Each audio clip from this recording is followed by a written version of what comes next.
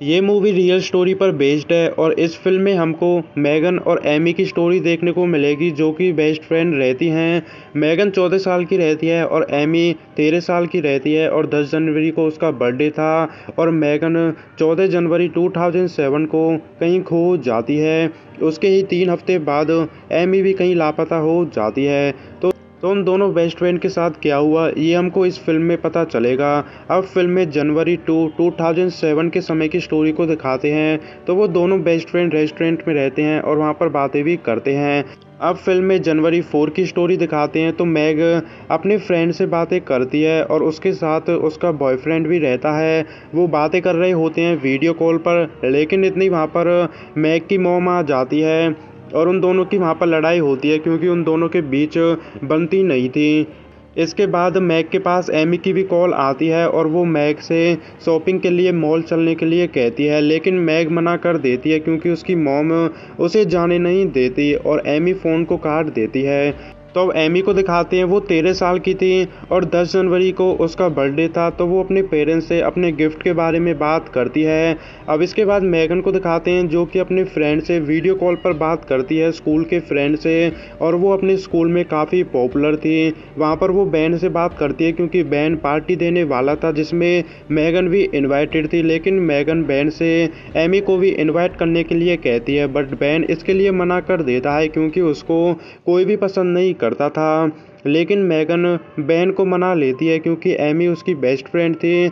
अब फिल्म में 6 जनवरी की स्टोरी दिखाते हैं, जिसमें बैन सभी को अपनी पार्टी में बुलाता है। वहाँ पर मैग और एमी भी आते हैं और वो सभी बैन को $10 फीस देते हैं पार्टी की। अब वो सभी पार्टी में रहते हैं। उन सभी की एज 14 साल थी और वहाँ पर सभी ड्रिंक भी करते हैं, स्मोक भी करते हैं और यहाँ तक कि वो ड्रग्स भी लेते हैं, जो कि अपने आप में काफ़ी बड़ी बात थी क्योंकि वो सभी 14 या फिर 15 साल के ही थे। लेकिन एमी ऐसा कुछ भी नहीं करती है, वो सबसे अलग बैठी रहती है। लेकिन थोड़ी देर बाद वो भी बियर पीती है। अब एक लड़का एमी को टच करने लगता है, लेकिन एमी उससे मना करती है और वो लड़का एमी में थप्पड़ भी मारता है। इसके बाद एमी मैग के पास एक रूम में जाती है और वहाँ पर हम देखते हैं कि मैग बैन को ब्लो जॉब देती है ताकि बैन मैग को ड्रग दे दे। तो यहीं पर हमको पता चल जाता है कि मैग कितनी बिगड़ी हुई लड़की थी। अब वो डोर को लॉक कर देते हैं और एमी बाहर ही रहती है। अब लेस्बियन को दिखाते हैं जो कि किस कर रहे होते हैं। तभी वहाँ पर एमी आकर उनके ऊपर उल्टी कर देती है क्योंकि उसने पहली बार नशा किया था। अब वो सभी अपने घर पर आ जाते हैं और वो दोनों फ्रेंड वीडियो कॉल पर बात करते हैं। एमी मैग से सॉरी भी बोलती है क्योंकि उसने पार्टी में गड़बड़ कर दी थी, लेकिन मैग उससे कहती है कि तुम्हें सॉरी बोलने की ज़रूरत नहीं है, इसमें तुम्हारी कोई गलती नहीं थी। मैग बिगड़ी हुई लड़की थी और वो एमी को अपनी स्टोरी सुनाती है। जब उसने फर्स्ट टाइम एक लड़के को ब्लो जॉब दिया था तब वो 10 साल की थी और उसने एक कैंप काउंसलर को ब्लो जॉब दिया था जो कि 17 साल का था। और वो अपने एक्सपीरियंस को एमी के साथ शेयर करती है, लेकिन इतनी वहाँ पर उसकी मॉम आ जाती है जो कि उसे धमकाती है और सोने के लिए कहती है। तो उसकी मॉम तो वहाँ से चले जाती है। अब मैग एमी को बताती है कि उसे अपनी लाइफ से काफ़ी नफरत है और वो यहाँ से भागना चाहती है। एमी उस पर कहती है कि अगर तुम कहीं जाओगी तो मैं भी तुम्हारे साथ जाऊंगी, क्योंकि वो उसकी बेस्ट फ्रेंड थी और वो मैग को अपनी बहन मानती थी। अब फिल्म में 10 जनवरी की स्टोरी दिखाते हैं। तो एमी का बर्थडे था और उसके डैड ने उसे कैमरा गिफ्ट किया था। तो वो अपने कैमरे से सबसे पहले मैग का इंटरव्यू लेती है और मैग अपने आप को इंट्रोड्यूस करती है और अपनी स्टोरी सुनाती है। तो उसके डैड की डेथ हो गई थी और उसके स्टेप फादर ने जब वो 9 साल की थी उसका रेप किया, जिसकी वजह से उसका स्टेप फादर अब जेल में है और उसकी मॉम उसे पसंद नहीं करती है। ये सब बताने के बाद मैग रोने लगती है। वहीं पर एमी आती है और वो मैग को गले भी लगाती है। अब 13 जनवरी को मैग वीडियो कॉल पर अपनी फ्रेंड लेक्सी से बातें कर रही होती है। तभी लेक्सी मैग को एक स्केट ड्यूड के बारे में बताती है जिसका नाम था जॉस। और अब फिल्म में हमको जॉस का रियल फ़ोटो भी दिखाते हैं। तो पुलिस को उसका फ़ोटो मैगन के कंप्यूटर से मिला था मैगन के गायब होने के बाद। अब इसके बाद एमी को दिखाते हैं। तो उसके पास अपना कैमरा था और वो अपने कैमरे से वीडियो डायरी बनाती है। वो पहली वीडियो में अपना व्लॉग बनाती है जिसमें वो अपने घर को दिखाती है। सबसे पहले वो अपने टेडी बियर को दिखाती है। इसके बाद वो अपने रूम को दिखाती है, वहाँ पर मैग का फ़ोटो भी रहता है। अब वो किचन में जाती है और अपनी मॉम को दिखाती है जो कि ब्रेकफास्ट बना रही होती है। अब वो बैकयार्ड में जाती है तो उसने पूरे घर को दिखा दिया था। अब वो अपनी व्लॉग को भी ख़त्म कर देती है। अब इसके बाद मैग को दिखाते हैं जो कि जोश से बातें कर रही होती है, जिसका एड्रेस लेक्सी ने उसे दिया था। तो जोश मैग से उसकी बॉडी देखने के लिए कहता है और मैग अपनी बॉडी भी दिखाती है क्योंकि वो काफ़ी बिगड़ी हुई लड़की थी। इसके बाद जोश मैग को एक पार्टी में आने के लिए कहता है और मैग इसके लिए हाँ भी कर देती है। अब वो जल्दी से तैयार होकर पार्टी में जाती है, लेकिन जोश पार्टी में आता नहीं है और मैग वहाँ से वापस आ जाती है। अब अगले दिन यानी कि 14 जनवरी को एमी मैग को कॉल करती है और मैग एमी को बताती है कि जोश पार्टी में आया ही नहीं था। तो वो फ़ोन को रख देते हैं और थोड़ी देर बाद मैग फिर से जोश से बातें करती है और जोश मैग को बताता है कि वो पार्टी में आया था और वो मैग को ये भी बताता है कि उसने क्या पहन रखा था। तो वो उसे कहता है कि मैं तुमसे इसलिए नहीं मिला था क्योंकि मुझे शर्म आ रही थी, और इसी बात पर मैग जोश को माफ़ भी कर देती है। अब वो रात को दोबारा से मिलने का फैसला करते हैं, लेकिन सबसे पहले उसे अपनी बेस्ट फ्रेंड एमी के साथ मूवी देखने के लिए जाना था। तो वो दोनों फ्रेंड मूवी देखने के लिए जाते हैं। इसके बाद एमी मैग के घर पर रहती है और वो दोनों जोश से बातें करते हैं। जोश से थोड़ी देर बातें करने के बाद एमी वहाँ से चले जाती है। तभी जोश मैग को डाइनर के पीछे बुलाता है 20 मिनट में, और मैग जोश से मिलने के लिए चली भी जाती है, लेकिन वो वहाँ से वापस नहीं लौटती है। वो लापता हो गई थी। और अगले दिन उसकी बेस्ट फ्रेंड एमी मैग की सभी फ्रेंड को कॉल करके पूछती है मैग के बारे में, लेकिन किसी को भी मैग के बारे में पता नहीं था।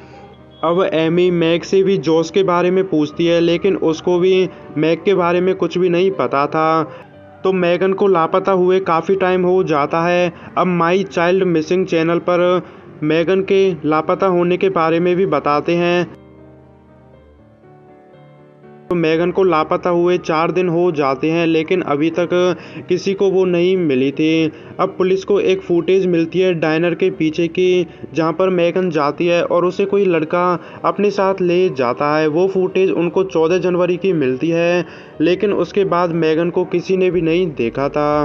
अब 29 जनवरी आ जाती है, लेकिन मैगन अभी तक नहीं मिली थी, और एमी पुलिस को बता भी देती है कि मैगन ने लास्ट टाइम जोश से बात की थी और वो उससे ही मिलने के लिए गई थी। अब वो कैमरा लेकर डाइनर के पीछे रिकॉर्ड करने के लिए जाती है ताकि वो पता लगा सके कि मैगन कहाँ पर गायब हो सकती है, लेकिन कुछ लड़कियां उसे वहाँ से भगा देती हैं। अब वो ओल्ड ब्रिज के पास जाती है जहाँ पर वो मैगन के साथ अक्सर जाया करती थी। वहाँ पर वो व्लॉग में अपना एक टेडी भी दिखाती है। तो वो व्लॉग बना रही होती है, बट तभी हम देखते हैं कि उसके पीछे एक आदमी खड़ा होता है जो कि उसे देख रहा होता है, लेकिन एमी को इसके बारे में पता नहीं रहता है। अब वो अपने घर पर रहती है और दूसरी आईडी से एमी के पास जोश की कॉल आती है और वो उसे धमकियां भी देता है क्योंकि एमी ने पुलिस को जोश के बारे में बता दिया था। अब 4 मार्च भी हो जाती है, लेकिन मैगन का अभी भी कोई पता नहीं था, और एक साइट पर मैगन की 2 फोटो मिलती हैं जिसमें पता चलता है कि मैगन को बुरी तरह से टॉर्चर किया गया था और अब तक तो शायद वो मर भी गई होगी। अब इसके बाद एमी दोबारा से उस ब्रिज के पास जाती है और वहाँ पर वो एक व्लॉग ही बना रही होती है और मैग के गायब होने के बारे में बात करती है, लेकिन तभी एमी को भी कोई किडनैप कर लेता है। अब न्यूज़ में एमी के बारे में भी बताते हैं और उसका भी कोई अता पता नहीं था। अब 12 मार्च को रिसर्च टीम एमी को ढूंढती है जहां से वो गायब हुई थी। तभी एक ट्रैश कैन में उनको एमी का कैमरा मिलता है जिसमें 20 मिनट की फुटेज रहती है जिसको एडिट भी नहीं किया था। तो उस वीडियो में क्या था ये हम अब फिल्म में देखेंगे। तो वो वीडियो जोश ने बनाई थी और एमी को किडनैप भी जोश ने किया था। तो उसने एमी को पकड़ रखा था जिसकी हालत काफ़ी ख़राब थी। तभी जोश उसे खाना देता है और उसे खाने के लिए कहता है और उसे कुत्तों की तरह खाना खिलाता है। बदले में वो उसे उसका टेडी भी देता है। इसके बाद वो एमी को बाहर लेकर आता है और उसका बेचारी का बुरी तरह से रेप करता है। वो बस 14 साल की लड़की थी, लेकिन फिर भी वो कमीना इंसान बिल्कुल भी शर्म नहीं करता है और वो उसे उसके रूम में बंद कर देता है। थोड़ी देर बाद वो वापस से उसके पास जाता है और उसे खोल देता है। उससे कहता है कि मैं तुम्हें घर छोड़ दूंगा, लेकिन पहले तुम्हें एक बैरल में बंद होना होगा ताकि कोई तुम्हें देख ना पाए। जैसी एमी बैरल के पास जाकर उसे ओपन करती है, वो उसमें मैग की डेड बॉडी को देखती है, यानी कि जॉस ने ही मैग को मारा था। और वो काफ़ी डर जाती है क्योंकि वो बेचारी थी तो 14 साल की, लेकिन जॉस ज़बरदस्ती एमी को भी बैरल में बंद कर देता है और उसे एक जंगल में लेकर जाता है। वहाँ पर वो एक बड़ा सा गड्ढा खोदता है क्योंकि वो बैरल को दफनाने वाला था, मतलब कि वो एमी को जिंदा ही दफनाने वाला था। वो बेचारी एमी जोश से भीख मांगती है, कहती है कि मुझे छोड़ दो, मैं तुमसे प्यार करूँगी और तुम मुझसे जो करने के लिए कहोगे मैं वो करूँगी।